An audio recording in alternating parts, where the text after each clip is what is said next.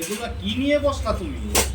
আমি তো বালা না বালা লইয়া খাই তো কি করবো আর, সংসার আমাকে ছাড়ে না বুঝছো। এত বড় বড় হাড়ি পাতিল, মানুষ দুইজন, বড় বড় হাড়ি পাতিলে এখন রান্না করতে হইব। আমরা মাত্র মানুষ দুইজন, আর আমার এই পাতিলটা দেখলে খুব অদ্ভুত লাগে না? হ্যাঁ, অদ্ভুত ধরনের। আমাদের মানে বিশেষ করে ওয়েস্ট বেঙ্গলে বা বাংলাদেশে কিন্তু এই সিস্টেমের পাতিল নেই, তার মধ্যে একটু খারাপ হয়ে মুখটা অনেক বড়।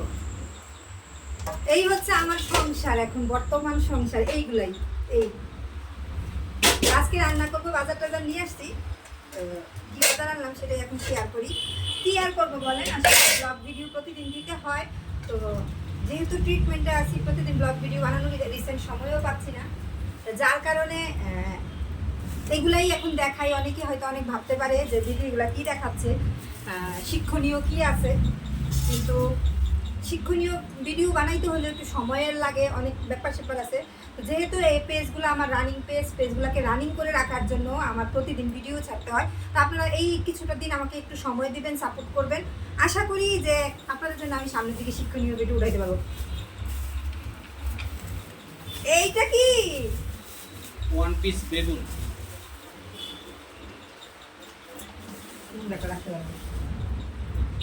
কি গান ছিল না এটা নিয়ে, কি যেন গানটা রুদ্র বাবা? যাবো না বেগুন তুলিতে, তারপর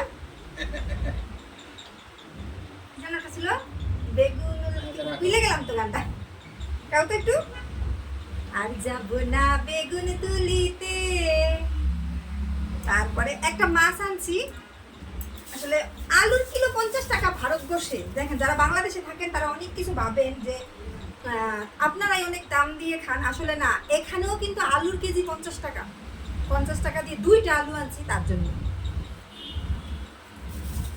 টমেটোর পলিথিনটাকে খুলে দিছে, টমেটো নিয়ে আসছি, কাঁচা লঙ্কা। এইবার হচ্ছে সবচেয়ে মূল্যবান জিনিস, আমি চাল নিয়ে আসছি 55 টাকা কিলো। ভারতে বসে আমরা চাল খাই, না দামিও তো আছে। সর্বনিম্ন তো এখানে 55 টাকা কিলো নাকি? ভারতে সবচেয়ে সর্বনিম্ন, আমরা ব্যাঙ্গালোরে আসার পরে সর্বনিম্ন দাম চাল কত পাইলাম? 50 টাকা, 55 টাকা। আরো কমেও আছে। কই ওই দোকানটা তো পাইলাম না গো। এখানে নাই। আর এই যে পেঁয়াজ, এই 5টা পেঁয়াজ। চালটা কি দেখাবো? আর আরেকটা আছে, আর যাবো না বেগুন তুলিতে। মাছটা তো কিনতে হবেই, মাছটা না খুললে ধোবা কিভাবে? আরেকটা হচ্ছে কি জানে, আমি এখানে আসার পরে যত রান্না বান্নার যত সব কাজ করি, আমি কিন্তু ওই ধোয়াধুয়ির কাজটা আমি এখানে করি না। আমাদের দেখাবো না একদিন হোটেল টোরটা, যে কেন মানে কত কষ্টের জীবন এখানে। আর যেহেতু মাছের রক্ত আছে, রক্তজনিত জিনিস তো ফেসবুকে দেখানো যায় না, এটা রুলসের মধ্যে নাই, গাইডলাইন্সের বিবাদ। এখানে মাছটা দেখাইলাম না, মাছ নিয়ে আসছি। আর যাবো না মাছ কিনিতে, এই যে মাছ। এই হচ্ছে আজকের বাজার। রান্না বান্না হলে তারপরে আপনাদের সাথে শেয়ার করব, আপনারা খেতে আসবেন, খাবো। রান্না বান্না শেষ করে কিন্তু আপনাদেরকে বলবো টাটা।